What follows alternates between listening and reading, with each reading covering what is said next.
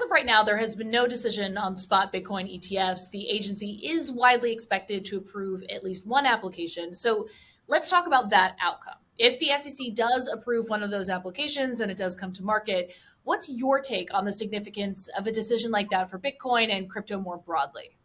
Well, this is clearly the biggest event for crypto in 10 years. This is the holy grail of crypto. Everybody's been waiting for a spot Bitcoin ETF because ETFs are the most popular investment vehicle in America for all the obvious reasons. They're low in cost, high in liquidity. They're extremely affordable. You can buy them in an ordinary brokerage account where you can easily rebalance and dollar cost average and tax loss harvest. Easy for advisors to engage on behalf of their clients as well as for retail investors. And it's been elusive. The SEC has repeatedly said no. So the availability finally, after a decade of attempts to bring these to market, is going to create a flood of new assets from both retail investors and investment advisors. But not right away, Mac. It's going to take time for these asset flows to occur. Months, frankly, not days or weeks. Now, what kind of buy-in would you expect for these products? What's the makeup, would you say, for retail versus institutional participation? There wasn't much excitement for the ETH future ETFs that hit the market in 2023. How would this be different?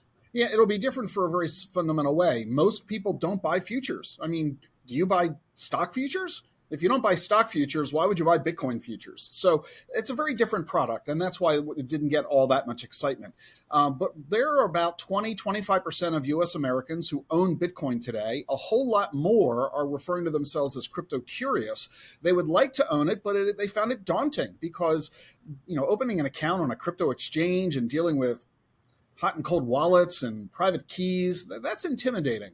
But the ETF makes all those issues go away, and it makes this product now available simply, easily, conveniently, in a very familiar format. So we think retail investors are going to engage in this, and relatively in big numbers. Advisors, too, have said the same thing. They have been unable to provide Bitcoin to clients because of the lack of an ETF. Now that it's here, 80+% of advisors say they're going to allocate to it. The average allocation will be 2.5% of the portfolio. That's going to translate to $100 to $200 billion of asset flows over the next couple of years. Now, would you expect other kinds of crypto ETFs to come to market? Some people are pushing for Ethereum ETFs. Of course, there's still a lot of contention around whether certain crypto assets are securities or commodities. So what's your outlook for that long term? Yeah, this is just the beginning. So we're going to see a whole array of new products come out. As you said, an Ethereum ETF, eventually that's going to take a long time. The SEC is moving slowly. Look how long it took to bring the Bitcoin to market. So the Ethereum ETF will take a while. You'll see combination ETFs. This is, after all, a single asset ETF, Bitcoin only. So a combination of Bitcoin and Ethereum is going to be popular. You're also going to see more trading strategies. You'll find inverse ETFs. You'll find 2X and 3X ETFs. You'll find actively managed ETFs where they'll move with the market in an attempt to beat the index. So this is just the beginning. Over the next few years, you're going to have dozens and dozens of ETFs using a wide variety of trading and investment strategies, just like you have in the stock market. Now, what do you make of Wall Street's hype for crypto heading into 2024? It seems that at least Bitcoin is back in style, but what about crypto more broadly? And separately, how do you see investment advisors thinking about the space? This is a rising tide scenario. So Ethereum is rising as much as Bitcoin is. In fact, it did better last year than Bitcoin in a lot of the funds, like at ETHE, at ETH.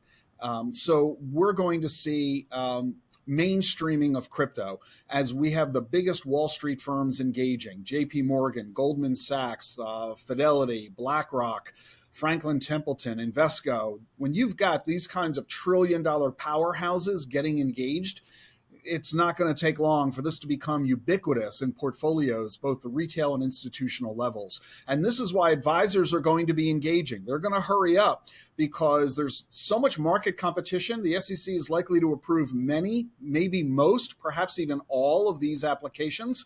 That's creating a lot of marketing, a lot of competition, massive advertising by these ETF providers. That means investors are going to pay attention. They're going to call their advisors. They're going to say, should I invest? How much should I invest? Which one should I buy?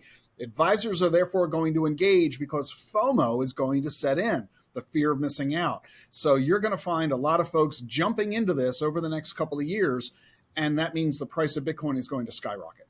You already started to get into this, but long term, what's going to be more popular, spot or futures Bitcoin ETF?